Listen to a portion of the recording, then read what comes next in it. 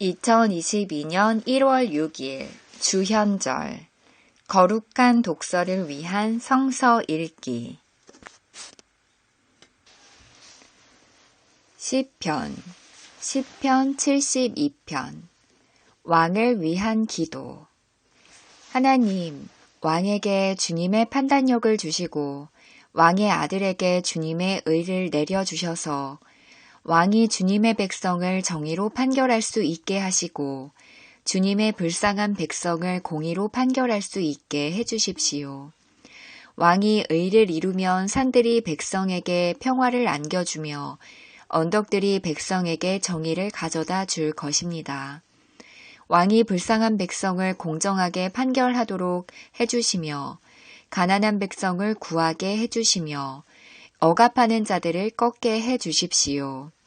해가 닳도록 달이 닳도록 영원 무궁하도록 그들이 왕을 두려워하게 해주십시오. 왕이 백성에게 풀밭에 내리는 비처럼 땅에 떨어지는 단비처럼 되게 해주십시오.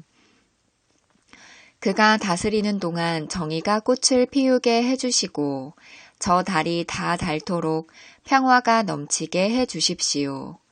왕이 이 바다에서 저 바다에 이르기까지, 이 강에서 저 땅 맨 끝에 이르기까지 모두 다스리게 해주십시오.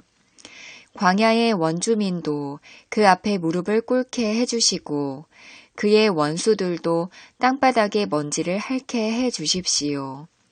스페인의 왕들과 섬나라의 왕들이 그에게 예물을 가져오게 해주시고 아라비아와 에티오피아의 왕들이 조공을 바치게 해주십시오. 모든 왕이 그 앞에 엎드리게 하시고 모든 백성이 그를 섬기게 해주십시오. 진실로 그는 가난한 백성이 도와달라고 부르짖을 때에 건져주며 도울 사람 없는 불쌍한 백성을 건져준다. 그는 힘없는 사람과 가난한 사람을 불쌍히 여기며 가난한 사람의 목숨을 건져준다. 가난한 백성을 억압과 폭력에서 건져 그 목숨을 살려주며 그들의 피를 귀중하게 여긴다. 이러한 왕은 만수무강할 것이다. 그는 아라비아의 황금도 예물로 받을 것이다.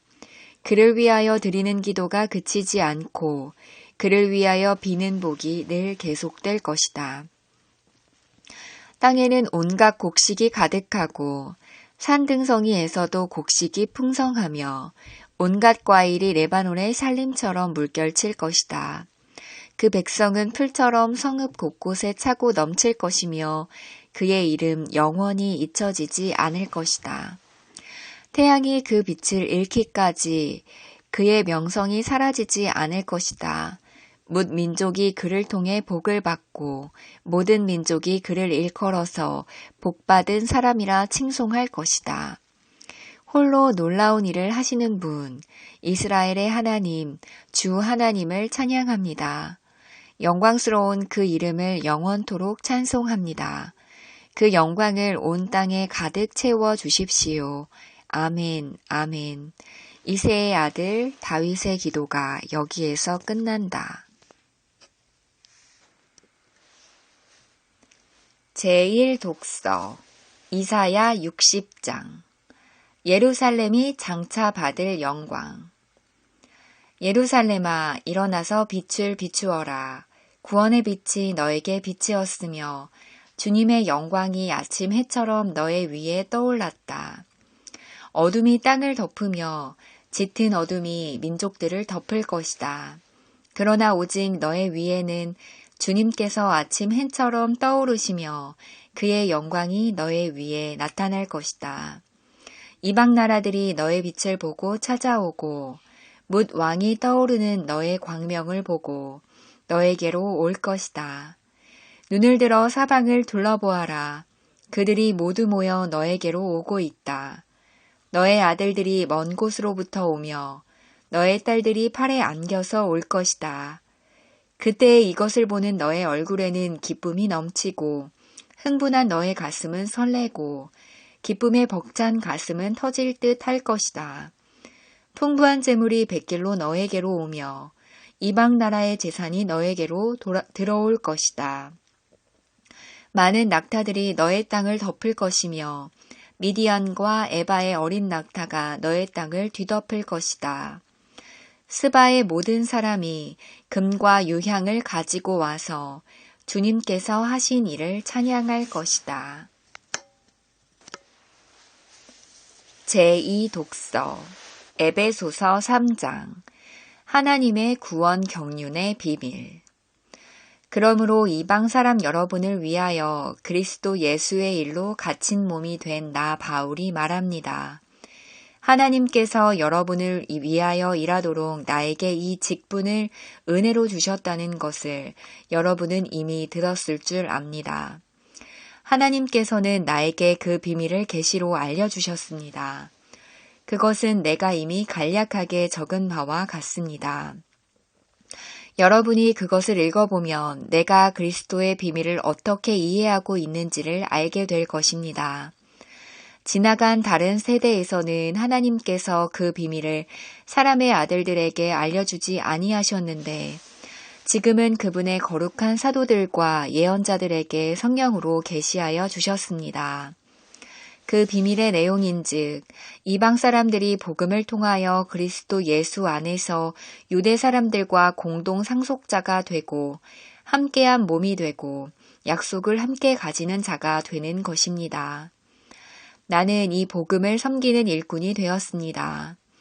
내가 이렇게 된 것은 하나님께서 그분의 능력이 작용하는 대로 나에게 주신 그분의 은혜의 선물을 따른 것입니다. 하나님께서 모든 성도 가운데서 지극히 작은 자보다 더 작은 나에게 이 은혜를 주셔서 그리스도의 헤아릴 수 없는 부요함을 이방 사람들에게 전하게 하시고 만물을 창조하신 하나님 안에 영원 전부터 감추어져 있는 비밀의 계획이 무엇인지를 모두에게 밝히게 하셨습니다. 그것은 이제 교회를 통하여 하늘에 있는 통치자들과 권세자들에게 하나님의 갖가지 지혜를 알리시려는 것입니다. 이 일은 하나님께서 우리 주 그리스도 예수 안에서 성취하신 영원한 뜻을 따른 것입니다. 우리는 그리스도를 믿음으로써 그분 안에서 확신을 가지고 담대하게 하나님께 나아갑니다. 복음서 마태복음 2장 동방박사들이 아기에게 경배하러 오다. 헤롯 왕 때에 예수께서 유대 베들레헴에서 나셨다. 그런데 동방으로부터 박사들이 예루살렘에 와서 말하였다. 유대인의 왕으로 나신 이가 어디에 계십니까? 우리가 동방에서 그의 별을 보고 그에게 경배하러 왔습니다. 헤롯 왕은 이 말을 듣고 당황하였고 온 예루살렘 사람들도 그와 함께 당황하였다. 왕은 백성의 대제사장들과 율법 교사들을 다 모아놓고서 그리스도가 어디에서 태어나실지를 그들에게 물어보았다. 그들이 왕에게 말하였다. 유대 베들레헴입니다. 예언자가 이렇게 기록하여 놓았습니다. 너 유대 땅에 있는 베들레헴아, 너는 유대 고을 가운데서 아주 작지가 않다. 너에게서 통치자가 나올 것이니 그가 내 백성 이스라엘을 다스릴 것이다. 그때 헤롯은 그 박사들을 가만히 불러서 별이 나타난 때를 캐어 묻고 그들을 베들레헴으로 보내며 말하였다. 가서 그 아기를 샅샅이 찾아보시오. 차거든 나에게 알려주시오. 나도 가서 그에게 경배할 생각이오. 그들은 왕의 말을 듣고 떠났다. 그런데 동방에서 본 그 별이 그들 앞에 나타나서 그들을 인도해 가다가 아기가 있는 곳에 이르러서 그 위에 멈추었다.